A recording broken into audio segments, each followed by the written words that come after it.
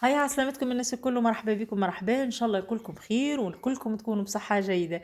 اليوم ان شاء الله نعملوا حويجة بنينة برشا، ياسر سهلة وناجحة زادة 100%. المهم باش نعملوا مع بعضنا ان شاء الله ملاوي بحشو المطبقة. صدقوني اول مرة نجربها ولكن جات روعة. نبدأ بسم الله. بالنسبة للعجينة لهنا،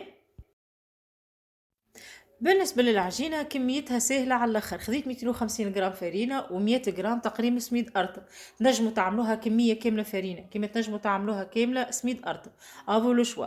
حطيت عليه رشيشة ملح وحطيت لهنا شوية ماء على جهة. الماء نتاعي خذيته دافي شوية الملذذ مش بارد. فوالا، وتوا نضيف بشوية بشوية للعجينة نتاعي تتلم. ديما نجاح العجينة خاصة الملاوي والمطبقة هو نخدموها برشا كلي نخدمو بالكدا بالكدا لين تلين العجينة وتولي طرية شوية في دينا. فوالا، هاكو تشوفوا لهنا تلمت العجينة ما شاء الله لينة على الاخر. تو باش نخرجها على جهة ونشكلها كعابر كعابر كعابر طريقة الملاوي المألوفة واللي نعرفوها الناس الكل. محبيش نطول عليكم. فيت في عملت المهم ونغطيهم لهنا بورقة سيلوفان ولا اي بلاستيك. الفايدة باش ما تعملش شكل قشرة من فوق، وعلى قد ما ترتاح في المرحلة هذه على قد بعد ما تساعدنا في التوريق وحلان الملاوي. فوالا، دونك لهنا حطت لي ما شاء الله ككميه نتاع كعابر هكا كميه العجينه المره الاولى. كيف قلت لكم 250 جرام فرينه عليها 100 جرام تقريبا سميد ارض ما شاء الله. فوالا، نتعداو توا للحشو اللي بيه الفايده. الحشو نتاعي ذي عنده حكايه. هذا يا سيدي بعثته لي امي ربي يفضلها وربي يعطيها الوقت الطيب. حاضر باش حاضر، مفوح ما شاء الله. وكل ما انا نستحق نطيب هك نهز منها نهز الكميه اللي حاجتي به.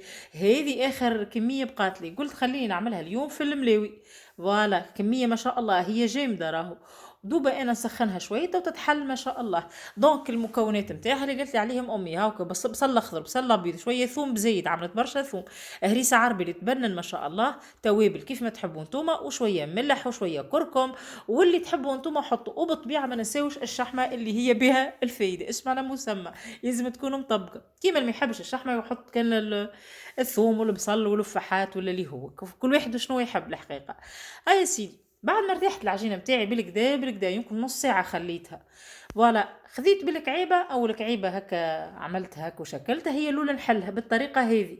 الثانيه هذيك نتاع البات على اثنين باش هكاكا باش الحشو ما يطريش العجينه ويخرج في تطيبها يعني. توا حطيت المقله بتاعي تسخن.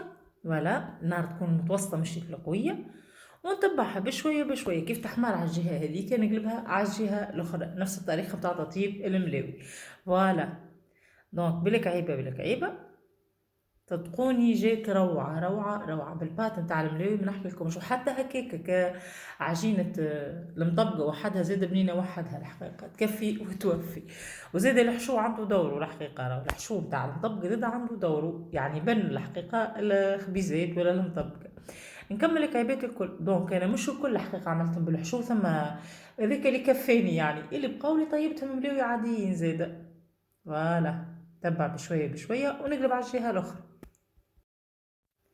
ولهنا نرجع نقول لكم انه العجينه كيف عملنا بشويه فرينه وسميد ارطب تنجموا زاده تعملوها فرينه اكاهو كيف تنجموا تعملوها سميد ارطب اكاهو. الفايده نخدموها بالكدا وعلى قد ما ترتاح على قد ما تنجح في التوريق وفي حلانها زاده ما شاء الله.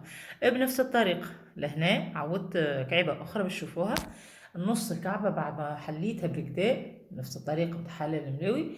حطيت على هنا مغيرفة من الحشو نتاع المطبقة. دونك ما كثروش برشا الحشو الحقيقة خاطر يسخن زادا يتحل أكثر خاطر مازال جامد شوية بالرغم اني انا سخنته. الدنيا باردة في ساعة ما رجع جمد والكل.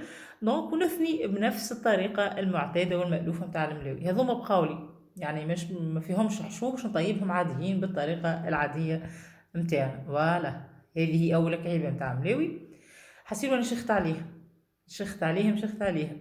فوالا، هذه هي كانت تبارتنا اليوم. ونحلوا كعيبة ساعة ونشوفهم هاك الملاوي على مطبقة كيفاش جيت. صدقوني بنا والكعيبة كيفاش جيت هكا مورقة من داخل وبك الحشو متاع المطبقة ما نحكي لكمش روعة روعة. دونك هذه هي تبارتنا اليوم. نقول لكم بالشفاء وبالهنا وان شاء الله فيديو اخر كان عشنا. اي ابيتو ان شاء الله. بسلامة.